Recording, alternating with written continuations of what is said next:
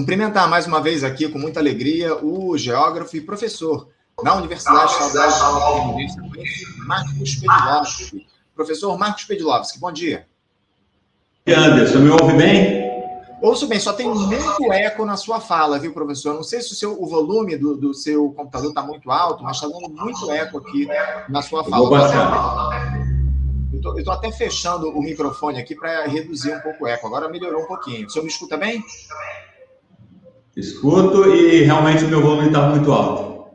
Tá ótimo. Agradeço muito a sua presença aqui com a gente, professor. Muito obrigado pela sua participação conosco para a gente falar a respeito de uma série de temas importantes do meio ambiente, né? As perspectivas, acima de tudo, do meio ambiente para esse ano de 2026, que não são nada boas, viu, professor Pedilowski? Isso porque, de acordo com o Observatório Climático da União Europeia, o ano de 2025 foi o terceiro mais quente já registrado na história do planeta. De acordo com o relatório Global Climate Highlights 2025, a temperatura média global chegou a 14,97 graus Celsius, valor 1,47 graus acima do nível pré-industrial. Foi de 1850 a 1900. Esse resultado ficou apenas 0,01 graus Celsius abaixo de 2023 e 0,13 graus inferior a 2024, que segue aí como o ano mais quente da série histórica. Esse levantamento traz um marco inédito, professor. A média de temperatura dos últimos 3 anos, 2023, 2024 e 2025, ultrapassou 1,5 grau acima do nível pré-industrial. É a primeira vez que isso ocorre desde o início das medições modernas. Segundo cientistas, embora o limite do acordo se refira a um aquecimento de longo prazo e não a médias de curto prazo, de curto período, o resultado indica que o planeta está se aproximando mais rápido do que o previsto desse cenário. Professor Pedilowski, 2025 foi mais uma vez um ano muito ruim para o meio ambiente, a gente discutiu muito isso ao longo de todo o ano passado. Eu gostaria de ouvi-lo a respeito disso. O que é que levou a esse dado alarmante em 2025 e o que é que a gente pode esperar para esse ano de 2026 em relação às mudanças climáticas, ao aquecimento do planeta? A palavra é sua. Pessoal, acho que o que causou tem a ver com um processo muito conhecido que é a emissão de gases de estufa. Nós tínhamos uma série de situações em que havia um esforço, pelo menos teórico, de redução das emissões. Acontece que a realidade geopolítica e da economia global tem empurrado os principais poluidores, começando pelos Estados Unidos, a pisar e não tirar o pé do acelerador das emissões. E nós temos que lembrar que há um efeito cumulativo. Mesmo que todo mundo parasse de emitir gás de estufa hoje, nós temos uma questão de permanência, o que se chama tempo de residência de todas essas emissões que estão lá na atmosfera. E isso tem causado um reajuste. As pessoas podem falar como desequilíbrio, mas é um reajuste do comportamento climático. Porque há que se lembrar que até o início da Revolução Industrial, a Terra vinha passando por um período de resfriamento. Foi a Revolução Industrial que alterou essa trajetória para uma de aquecimento. Então, e nós estamos vendo, até nos primeiros dias desse ano, uma série de eventos climáticos extremos, né? Chuvas, e também tem a situação dramática no Chile, com a seca, com os incêndios. Eu diria que o que nós estamos assistindo, e eu sempre cito o trabalho da física e filósofa alemã Friedrich Otto, é um processo que reflete essa acumulação de gás de estufa na atmosfera e o reajuste que isso está causando. Então, não é para se surpreender, e nós tivemos aquele mega tornado no Rio Bonito do Iguaçu em 2025, só que agora em janeiro nós tivemos novamente um outro tornado expressivo, agora na região metropolitana de Curitiba. E eu tenho visto, e eu nem sabia que existia, Anderson, nós temos ali o que se chama um corredor de tornados no extremo oeste ali de Santa Catarina e do Paraná. Então, e isso está acontecendo, está sendo ativado e fortalecido por esse reajuste climático, que alguns querem chamar de colapso. Eu prefiro chamar de reajuste. Só que o problema é que nós não estamos nos preparando, não estamos nos adaptando. E eu vejo que esse ano já começa com uma tendência de você ter eventos meteorológicos extremos e que nós vamos passar esse ano assistindo em todo o planeta essa condição de, em algum lugar, seca extrema com incêndios florestais, como nós estamos observando já no Chile. Nós temos uma mega nevasca na Rússia e temos uma situação aqui no Brasil também, que você está tendo temperaturas anômalas e eventos meteorológicos extremos, e a gente tem que se acostumar com isso, que, novamente, esse é um novo normal. E não há nenhuma indicação que as causas estão sendo revertidas. Pelo contrário, todas as indicações que as causas estão sendo aceleradas. Daqui a pouquinho, inclusive, a gente vai repercutir isso que o senhor trouxe, dos eventos meteorológicos extremos que estão colocados aqui no nosso país, essa estiagem que há lá em São Paulo, enfim. Agora, professor, eu queria que o senhor falasse um pouco a respeito do seguinte: como é que esse aumento contínuo da temperatura média global, ele impacta diretamente as questões como segurança alimentar, custo de alimentos, acesso à água e também a condições de trabalho, sobretudo para a classe trabalhadora e para os mais pobres? Como é que esse processo de aquecimento global impacta diretamente a vida das pessoas mais pobres? Anderson, é interessante, porque afeta de forma dramática. Que nós temos já relatos, por exemplo, de condições extremas de trabalho, não em qualquer país do mundo, mas nos Estados Unidos, na Flórida, no Texas, em que os trabalhadores estão, especialmente da construção civil, que tem que trabalhar com equipamentos de proteção individual pesadíssimos, roupas pesadas. Imagina o cara trabalhar naquela temperatura amena, de 43, 45 graus, 50 graus. Então, já existem cálculos, inclusive, de quantas pessoas estão morrendo por causa do calor extremo. Em relação à produção de alimentos, nós estamos também vendo que, em algumas partes do planeta, essa produção está se tornando inviável, seja pelo calor extremo ou pela falta de água. E eu vejo que aqui no Brasil, nós temos já os mapeamentos feitos, Anderson. A gente já sabe onde as temperaturas extremas vão acontecer e estão acontecendo. É um amplo arco que começa na Amazônia e se estende até a Caatinga no Nordeste. E isso vai ter um custo de encarecimento, porque menos comida com a demanda mantida é básico, né? O preço vai aumentar. Todo o período estacional de certas culturas a gente já vê isso. Imagina com os eventos meteorológicos extremos causando falta de água extrema, ou realmente a inviabilização da cultura por calor extremo, porque os organismos têm seus limites e as plantas têm seus limites. E aqui no Brasil nós temos que falar que nós temos um outro processo, que é as commodities de exportação, que são grandes usuários de água que estão atacando os suprimentos até dos lençóis freáticos, dos aquíferos. E isso está causando uma perda de água superficial. A gente falou sobre isso ano passado.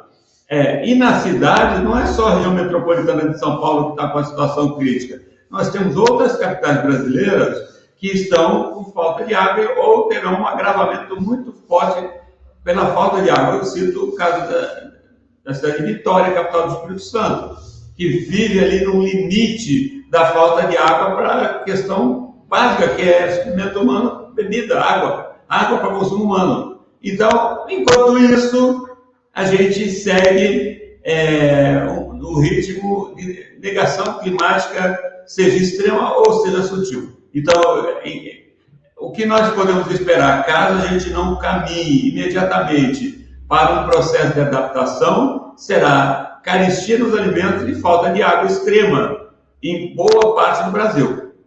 No caso brasileiro, nós já vemos outros países que a situação é pior ainda. No caso do Irã, por exemplo, você tem a capital Teherã, parte dos protestos é porque não tem água. Você tem a situação também em Cabul, no Afeganistão, que não tem água, é uma cidade sem água.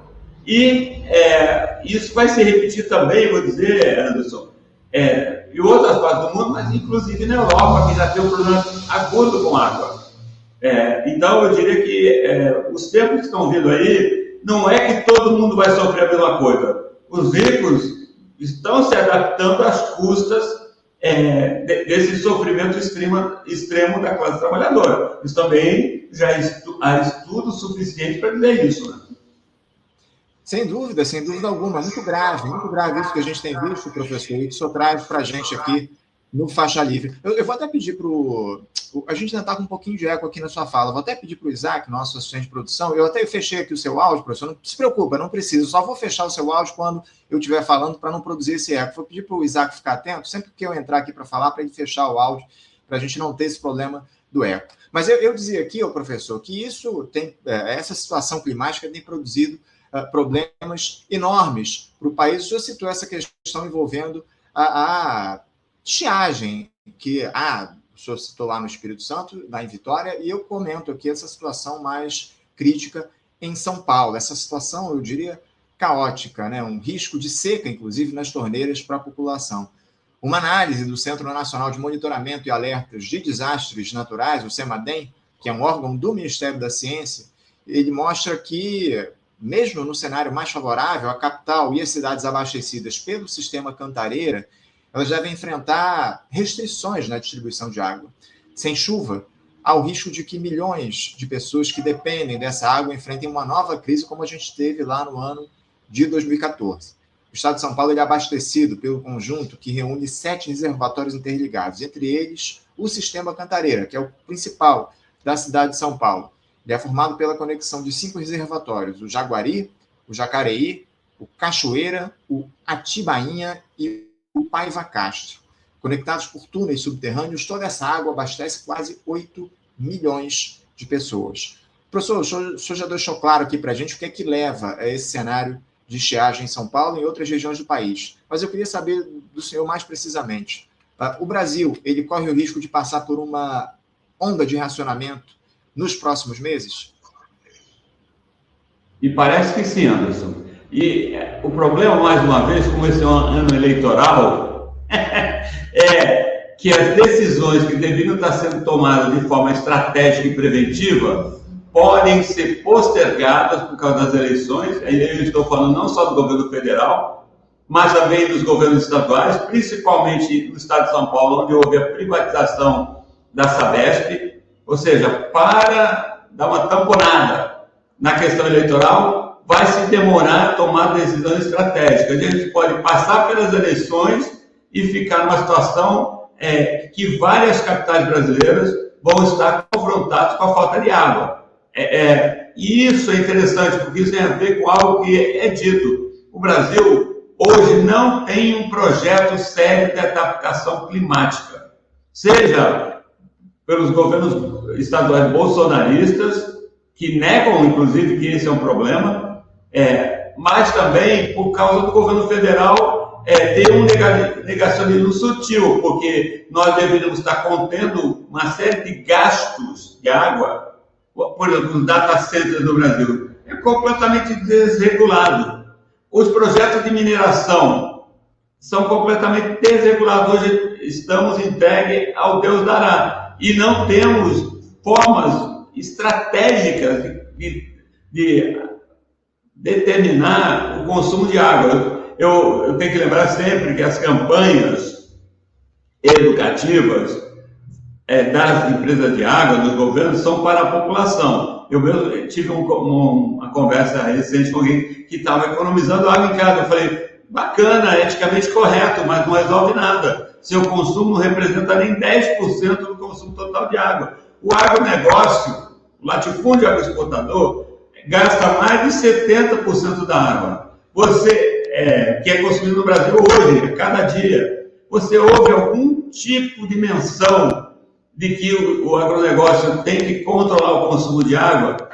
Não, fica tudo para aqueles que são menos responsáveis, para a população.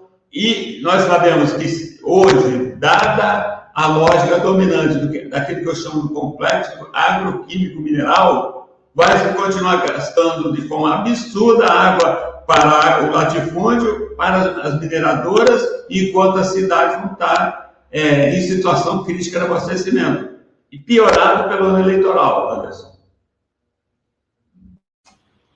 Opa, Voltando aqui, piorado pelo ano eleitoral, como o senhor muito bem diz aqui para a gente, né? Isso é muito preocupante diante do momento que está colocado. Agora, professor, essa escassez hídrica, ela não pode afetar, inclusive, o próprio agronegócio, pondo em risco as cadeias de suprimento de carne bovina, soja. Eu vi que o senhor postou recentemente no seu blog a respeito disso. Eu queria que o senhor falasse um pouco, porque o agro, hoje em dia, é aquilo que movimenta a nossa economia acima de tudo. O Brasil apostou numa lógica agroexportadora, reprimarizando a sua economia, e é a mola propulsora da nossa economia, lamentavelmente, o agronegócio. Daqui a pouco, inclusive, a gente vai falar sobre o acordo Mercosul-União Europeia, que envolve diretamente essa situação envolvendo o agro.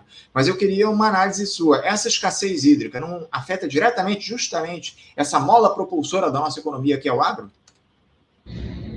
Com certeza, Anderson. Acho que essa é uma questão que só não está aparecendo mais claramente porque está havendo um abuso no uso dos aquíferos, da água subterrânea, ok?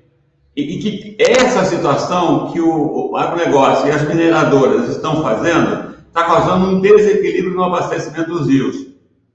E é interessante, quando você puxa água do subterrâneo, você retira água dos rios, por um processo que diria que é um atrito negativo. Você puxa a água.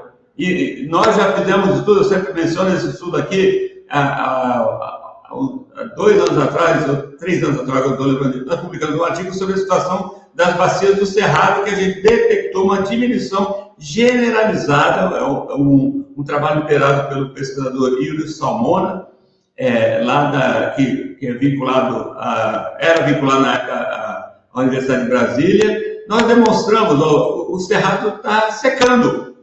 E é o que as grandes empresas latifundiárias fizeram? Começaram a abusar do uso da água subterrânea. Só que está afetando o fluxo superficial. E como nós temos hoje mineração, os grãos, o eucalipto distribuído de forma aguda e todos usando muita água, está faltando água para eles. Só não apareceu ainda porque eles estão abusando do lençol freático. Quando aí chegar no limite, que pode chegar também, aí, Anderson, é que a crise vai estar escancarada, porque vai atingir a mola propulsora do que sustenta a economia brasileira hoje. E não vai ter acordo Mercosul que salve essa situação. Ok? Então, o que é lamentável é que nós estejamos indo para essa situação sem que haja uma discussão séria por parte do Ministério do Meio Ambiente, que ele possa ser ouvido e considerado as apreciações do Ministério do Meio Ambiente, que hoje é completamente desprezado no governo federal, em prol, inclusive, do acordo do Mercosul. E nós vemos o quê? Nós temos, eu tenho que citar aqui, pesquisadores renomados e respeitados internacionalmente, como Paulo Artacho e o Carlos Nobre, que estão alertando isso. Não é por falta de alerta. E demonstram com estudos sérios. Não é falta de ciência, a ciência está avisando. Aí você fala, não, que a ciência, a comunidade científica. O que adianta pessoas como Paulo Artacho e Carlos Nobre estarem se esgoelando, tentando avisar, se ninguém quer ouvir? Nem o governo, nem o latifúndio, nem as mineradoras. Isso é como se estivesse caminhando sonâmbulo para a prancha do navio pirata. Depois de cair na boca do tubarão, vão falar, ninguém avisou. Não é verdade. Inclusive, faixa livre, tem que falar. O Potter falou aqui, faixa livre, até pela minha presença e presença de outros colegas, tem sido um canal que fala sobre o assunto. Se ninguém mais quer falar, e principalmente os governos, porque das empresas, dos latifúndios, eu não espero consciência. O mercado não tem moral, diria George Soros no livro A Globalização. Ok? Agora, o governo Lula teria que estar minimamente responsável e estabelecer um plano de adaptação para ontem, aliás, para anteontem. E o que a gente vê, não é uma negação. A ministra Marina Silva fica passando o pano, que parece que é o que compete a ela saiu para o governo para concorrer nas eleições, e nós estamos com essa situação esdrúxula E aí, quando faltar água, não, olha só, porque São Paulo pode ativar um plano muito antigo deles, que eles já avisaram, tem até autorização da Agência Nacional de Águas, que é fazer uma transposição de águas do Rio Paraíba do Sul para um desses sistemas, que eu não sei se é o Cantareira ou o outro ali que você citou. Se isso acontecer, adivinha onde vai faltar água? Na cidade do Rio de Janeiro. E aí, olha, eu já fui perguntado sobre isso recentemente. Eu falei, quem é que tem força política hoje, tem condição econômica para ditar rumos? É São Paulo ou Rio de Janeiro? Porque nós temos um governador que está morto em pé. Uma LERJ que está numa situação caótica. E em São Paulo, você tem a condição econômica e a vontade de fazer essa transposição. E se um sapato apertar lá, eles vão fazer. Porque tem até autorização para isso. Não sei se você tinha prestado atenção nisso, né, Anderson? Sendo que o Paraíba do Sul é que garante o abastecimento do estado do Rio de Janeiro inteiro, praticamente. Aqui em Campos, que nós estamos aqui no Baixo Paraíba, estou aqui 30 quilômetros da Foz, a gente só não vai passar sede completamente, porque nós temos um outro rio que deságua aqui, que vai minimizar isso se acontecer a transposição lá, que é o rio Muriaé. Só que vai aumentar o problema da erosão costeira aqui, que vai faltar mais água lá na região da Foz, que tem problema erosivo. Olha só, agora, São Paulo vai hesitar em fazer isso? Não vai. É a crônica de uma tragédia anunciada, acima de tudo, viu, professor? A gente tem alertado aqui ao longo dos últimos tempos a respeito desses problemas que as mudanças climáticas trazem para as populações. Agora, essa possibilidade aí de estiagem, essa possibilidade de racionamento de água, enfim. Professor, eu queria avançar aqui, eu estou de olho no relógio, a gente precisa falar sobre esse acordo que foi assinado no último sábado entre União Europeia e Mercosul. Um texto que já vinha sendo analisado e, observado e, acima de tudo, negociado há bastante tempo, estabelece regras para garantia de proteção ambiental nos Estados-membros de ambos os blocos, a partir desse acordo de livre comércio. O texto impõe que os países sigam as determinações do Acordo de Paris, com a possibilidade de suspensão em caso de descumprimento. Apesar disso, o acordo assegura que cada país determine a regulação de suas questões ambientais, desde que não enfraqueçam as suas legislações. Segundo o texto, segundo o documento, o respeito aos acordos internacionais e a adoção de medidas voltadas à proteção ambiental não podem se tornar uma discriminação arbitrária ou injustificada, ou então uma restrição disfarçada ao comércio. Eu vou citar aqui alguns dos compromissos ambientais impostos por esse acordo entre Mercosul e União Europeia. Produtos beneficiados pelo acordo não poderão estar ligados ao desmatamento ilegal, cláusulas ambientais são vinculantes, a possibilidade de suspensão do acordo em caso de violação do Acordo de Paris, os países não poderão enfraquecer as suas legislações ambientais. Professor, esses são alguns dos termos aí colocados nesse acordo entre União Europeia e Mercosul que tratam do meio ambiente. Eu queria que o senhor falasse um pouco a respeito. O senhor acha que esse acordo pode, de fato, favorecer o meio ambiente como está escrito, ou o senhor não acredita que isso deva ser celebrado e respeitado pelos países envolvidos? Anderson, isso aí é letra morta, porque como você é alguém que acompanha o blog, esses dias eu fiz uma matéria, graças a um colega que me enviou aqui uma série de reportagens feito pela Folha de São Paulo sobre grandes projetos na Amazônia. Aí nós podemos citar a hidrovia do Tapajós, Ferrogrão, pavimentação na BR-319, a hidrovia do Pantanal. Você acha que diante desse cenário, desses megaprojetos, vai haver aqui no Brasil como obedecer seriamente qualquer acordo ambiental? Ou, mais ainda, que a União Europeia realmente espera que a gente cumpra com o cuidado com as florestas? O que a União Europeia quer é commodity barata.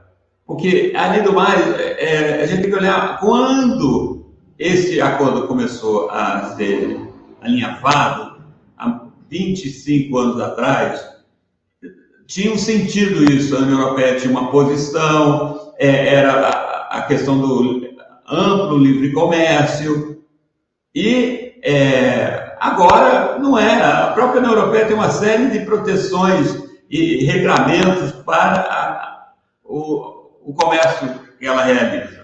E nós temos que ver que um problema é que, enquanto se faz esse acordo que visa aumentar a exportação de commodities, ok, é isso que esse acordo visa, do lado de cá, alguém acha que, seriamente, combinado com os megaprojetos que estão em andamento, haverá como conter a devastação ambiental? É porque a União Europeia já mandou para 2030 a questão de não cobrar de áreas desmatadas ilegalmente. E as florestas brasileiras conhecem uma diferença entre desmatamento legal?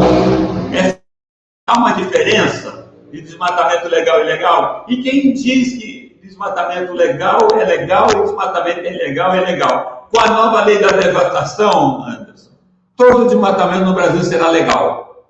Então, vamos parar com essa hipocrisia e achar que alguém vai regular alguém numa situação que a União Europeia está numa situação dramática. E é agudizado pelas ameaças do Donald Trump. Então, a União Europeia, depois que ela caiu na besteira de se alinhar com o Joe Biden na guerra com a Ucrânia, por procuração americana, a União Europeia está numa situação dramática. É só ver as economias. E, além do mais, só para fechar aqui essa resposta, vamos ver quanto que nós fazemos de negócio com a União Europeia e quanto que está permitido fazer de mais negócios diante desse tratado. O aumento será marginal. O que não será marginal será o grau de pressão sobre as florestas, pior, sobre aquelas comunidades que estão no caminho da devastação. Que eu tenho sempre que lembrar, não é só desmatamento, é degradação florestal por extração madeireira e por mineração de ouro, ok? E tudo isso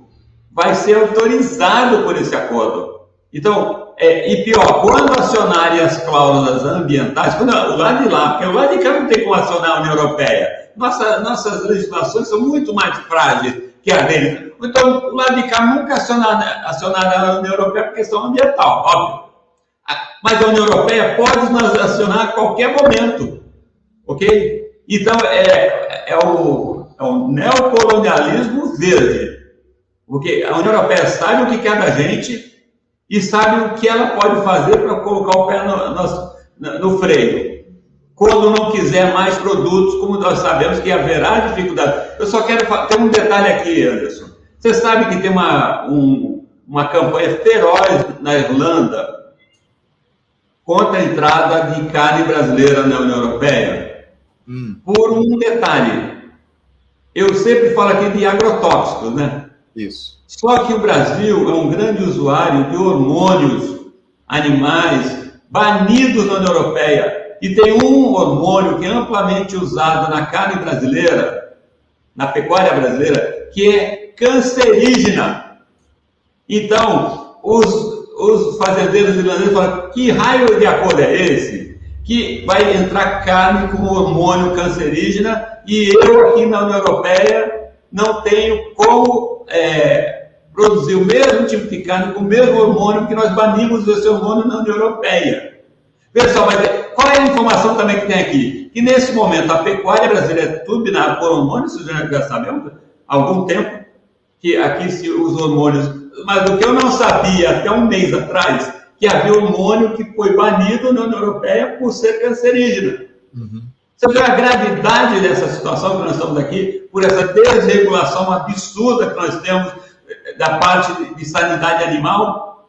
Então, os europeus vão falar: não, essa carne aqui tem hormônio banido por ser cancerígeno, não entra. A China acabou de fazer um limite para a carne brasileira, supostamente para a proteção da sua pecuária, Mas nós sabemos que a China é muito boa para mandar hormônio e agrotóxicos cancerígenos para cá, mas é muito boa também para se proteger dos efeitos disso.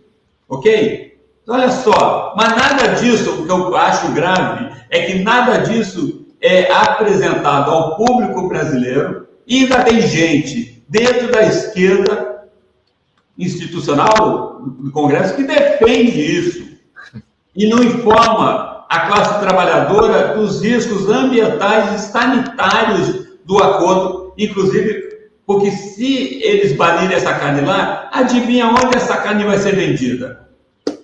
É isso. Isso é que é o pior, viu, professor?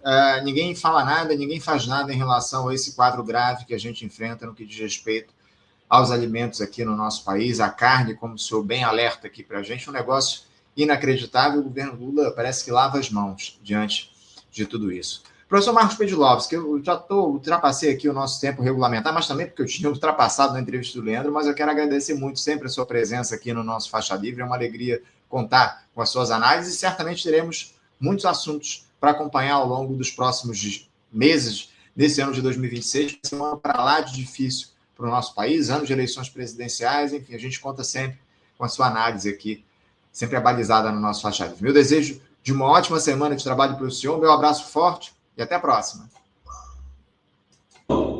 Antes, eu quero agradecer mais uma vez o convite, é sempre uma honra estar contigo. E eu quero dizer, para terminar, eu detesto parecer Cassandra, uma Cassandra. Você vê aqui, não, o cara vem para o programa, só fala, só coisa triste. E eu tenho que lembrar, Anderson, que esta semana nós estamos com alerta meteorológico em boa parte do estado do Rio de Janeiro por chuvas extremas. Isso. Então, para dizer para os telespectadores e ouvintes do Faixa Livre, que, por favor, se protejam dos próximos dias, que vem chuva forte aí, e nós sabemos que quando essas chuvas chegam, elas são extremas, então vai ter inundação, vai ter queda de encosta, e nós temos que continuar falando disso, porque se a gente não fala, se o Faixa Livre não fala, eu lamento dizer, ninguém fala, ok? Mais uma vez, muito obrigado, e até a próxima. Cenário grave, como o senhor muito bem traz aqui para a gente ao longo dos próximos dias, chuvas fortes devem vir aqui